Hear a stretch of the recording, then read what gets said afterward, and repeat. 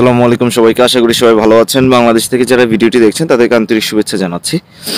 Video title দেখে আপনারা বুঝতে পারছেন যে আজকে আসলে খুবই ইম্পর্টেন্ট একটা বিষয় নিয়ে কথা বলবো। যারা আপনারা সেপ্টেম্বর ইনটেকে আসছেন বা বিভিন্ন ইনটেকে আপনার স্টুডেন্ট হিসেবে আসছেন তাদের জন্য এই বিষয়টি। আপনারা অনেকে জানেন, আপনারা যারা ইউকেতে আসবেন তাদের সবাইকেই হচ্ছে একটা ব্যাংক স্টেটমেন্ট দেখাইতে হয়।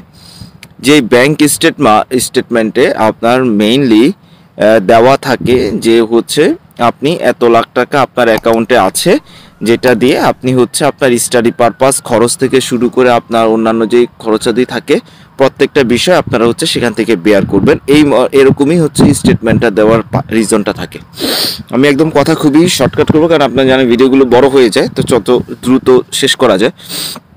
তো আমাকে অনেকে জিজ্ঞাসা করেন আপনারা অনেকেই যে আসলে কোন কোন ব্যাংক হচ্ছে ব্ল্যাক লিস্টে আছে, পূবালী ব্যাংক নাকি ব্ল্যাক লিস্টে আছে। পূবালী ব্যাংক থেকে স্টেটমেন্ট দেখালে হচ্ছে সোর্স অফ ফান্ড চায়, প্রিমিয়ার ব্যাংক থেকে করলে সোর্স অফ ফান্ড চায়, জিনিসগুলো হচ্ছে এরকম। আবার অনেকে আছেন ইসলামী ব্যাংকের দেখান, অনেকে আছেন ব্র্যাক ব্যাংকের দেখান।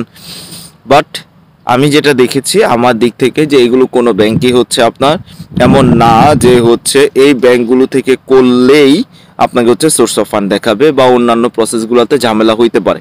জিনিসটা এরকম কোনো কিছুই না। এর কারণ হচ্ছে যে আপনি বাংলাদেশের এই দুইটা ব্যাংক, পূবালী ব্যাংক এবং হচ্ছে প্রিমিয়ার ব্যাংক, খুব ভালো সাপোর্ট দিয়ে থাকে প্রত্যেকটা বিষয়, খুব ভালো সাপোর্ট দিয়ে থাকে। দেখা গেছে যে তারা হচ্ছে মেইলের রিপ্লাইগুলো খুব সুন্দরভাবে করে, যেহেতু হচ্ছে একটা ভেরিফিকেশন হয় যে আদৌ টাকাটা আছে কিনা। তো এই ভেরিফিকেশনটার সময় তারা হচ্ছে খুব দ্রুত রিপ্লাইগুলো করে, যার কারণে তাদের উপরে মানুষের একটা ভরসা আছে। ইভেন এই পাউন্ড সংকটের সময়ও প্রিমিয়ার ব্যাংক 5 টাকা 6 টাকা করে বেশি নিলেও দেখা গেছে যে স্টুডেন্টরা কিন্তু এই ব্যাংকগুলোর মাধ্যমে কিন্তু খুব সহজে এই বাইরে টাকা পাঠাইতে পারে, যদিও একটা বেশি সময় লেগে যায়।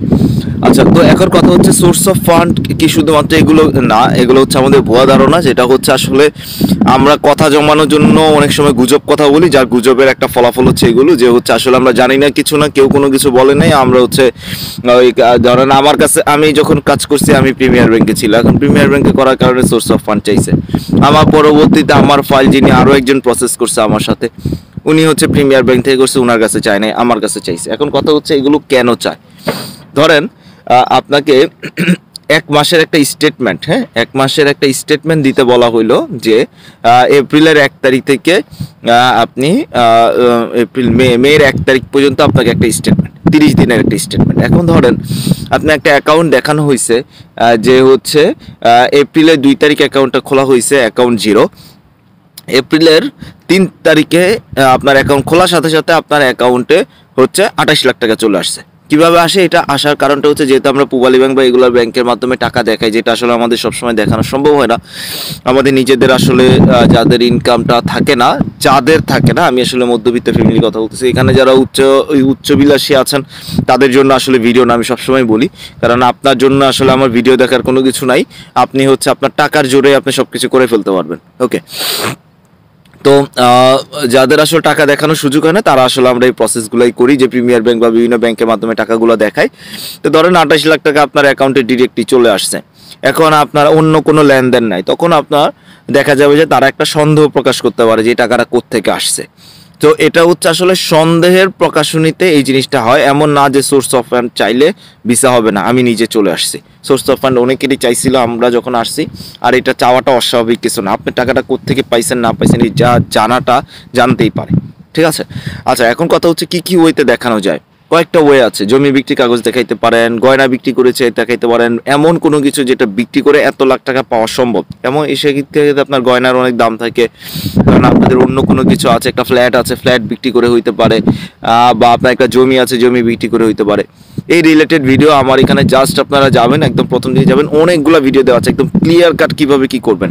তাও আমি জাস্ট শর্টকাট আপনাদেরকে বলি, আপনাদের যেই জসকোর এরিয়াগুলো থাকে, জসকোর এরিয়াগুলোতে যদি আপনি জমি বিক্রি কাগজ বা ফ্ল্যাট বিক্রি কাগজ বানাইতে চান, সেক্ষেত্রে যেটা হয় যে আপনি সহজে বানাতে পারবেন, ধরা পড়ার কোনো কিছু নাই। কারণ বাংলাদেশে এমন কোনো ওয়ে নাই যে ওয়েতে জায়গা বিক্রি হয়েছে কিনা বা কোনো কিছু বায়না কাগজ বা কোনো কিছু এগুলো আপনার হবে, এমন কোনো কিছু নাই।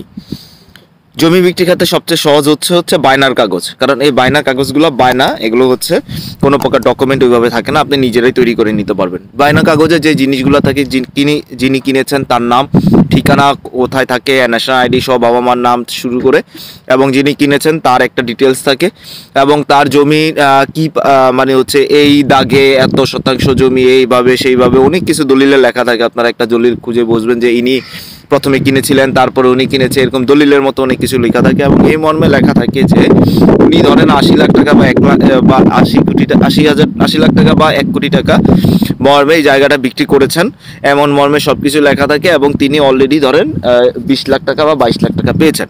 এখন ধরেন আপনার অ্যাকাউন্টে টাকা ঢুকছে 23 লাখ টাকা, এখন আপনি ধরেন হচ্ছে 30 লাখ টাকা পেয়েছেন, ঠিক আছে? 30 লাখ টাকা আপনার বাবা পেয়েছে, আপনার অ্যাকাউন্টে দেখিয়েছে, আপনার বাবা আপনাকে পাঠিয়েছে, এরকম হচ্ছে আপনারা একটা দিতে পারেন। যখন আপনারা দেখাবেন যে হ্যাঁ 30 লাখ টাকা ধরেন পেয়েছে, 23 লাখ টাকা আপনাকে দিয়েছে, তার মানে কিন্তু একটা মোটামুটি রিজন পেয়ে গেছে। এখন কথা হচ্ছে যে আপনার বাবার সাথে ইনি যে আপনার বাবা, তার রিলেশনশিপটা আপনাকে সাথে ওরা জানতে চায়। কিভাবে আপনি দেখাবেন? এই জন্য সবচেয়ে বেস্ট ওয়ে হচ্ছে বাংলাদেশের জন্য, সেটা হচ্ছে বার্থ সার্টিফিকেট। কারণ বার্থ সার্টিফিকেটটা ইংলিশ বার্থ সার্টিফিকেট, টোটালি হচ্ছে ইংলিশ, এখানে কোনো বাংলা কোনো কিছু নাই। আর আমাদের ন্যাশনাল আইডি কার্ড যেটা, এটা কিন্তু হচ্ছে বাংলা এবং ইংলিশ মিক্স করা, সো এটা আপনি দিলে কোনো কাজ হবে না। সো আপনি যখন ওই ফাইলটা করবেন, আপনি ওই ফাইলটা করে এগুলো হচ্ছে আপনারা ওই অ্যাটাস্টেড করে নেবেন, এবং এগুলো হচ্ছে আপনারা হচ্ছে নোটারি করতে পারবেন। কোর্ট এরিয়াতে গেলে 1000-1200, কারো 1000 টাকা খরচ হয়, কারো 3000 টাকা খরচ হয়, 304 থেকে 305 টাকা, 300 টাকার উপরে 300 থেকে 305 টাকা, 5 টাকার আপনি হচ্ছে স্ট্যাম্প কিনে এটার মধ্যে এটা প্রিন্ট করাবেন, এবং কোনো একজন লোককে ধরে এটাকে হচ্ছে আপনারা হচ্ছে নোটারি করাই ফেলবেন। এবং বায়নার কাগজগুলো এরকমই হয়। আপনারা চাইলে গয়না বিক্রি করতেও দেখাইতে পারেন। গয়না যে বিক্রি করেছেন আপনার মা যে ধরেন কোনো ধরেন বাংলাদেশে কোনো আমিন জুয়েলার্সে গিয়ে উনি বিক্রি করছে, তাহলে আমিন জুয়েলার্সের হচ্ছে একটা কাগজ দেখাই ফেললেন। এখন জিনিসটা হচ্ছে আমিন জুয়েলার্সের যদি আপনার পরিচিত কেউ না থাকে, সেক্ষেত্রে আপনার হচ্ছে রিসিট পেতে সমস্যা হইতে পারে। সেক্ষেত্রে আপনি রিসিট বানাবেন, যদি এমন যদি থাকে যে রিসিটের মধ্যে কোনো ইমেল অ্যাড্রেস দেওয়া থাকে, এবং সেই ইমেল অ্যাড্রেসে যদি ওরা ইমেল করে ফেলে এবং যদি কোনো রিপ্লাই না পায়, তাহলে আবার সমস্যা আছে। তো এই ক্ষেত্রে ধরেন আবার অনেকে কী করেন, বাবার জায়গার বাবা জব করতেছেন, এইগুলো দেখাইতে চান। আমি মনে করি যে এগুলোতে না যাওয়াই ভালো, এগুলো খুবই লেন্দি প্রসেস হয়ে যাবে। যত শর্টকাটে আপনি শেষ করতে পারেন ততই ভালো।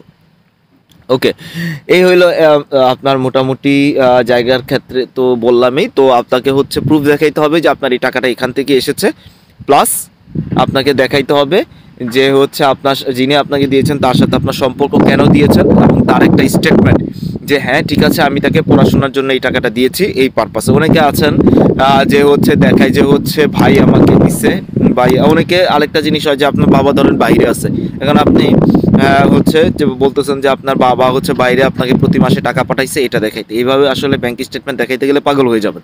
সো এইসব দিকে না যাওয়াই ভালো। সো যেটা বলার রিজন হচ্ছে যত শর্টকাট প্রসেসে যত দ্রুত করতে পারেন ততই ভালো। এবং এগুলো করার জন্য হচ্ছে এই প্রসেসগুলো অনেকের কাছে চায়, এবং দেখা গেছে 2 থেকে 3 দিনের মধ্যে এই কাগজগুলো চায়, আবার অনেকের কাছে চায় না। তো এটা নিয়ে ভয়ের কোনো কিছু নাই, যদি চায় সেটা যেন দিতে পারেন, আর যদি না চায় তাহলে আলহামদুলিল্লাহ। ভালো থাকবেন সবাই।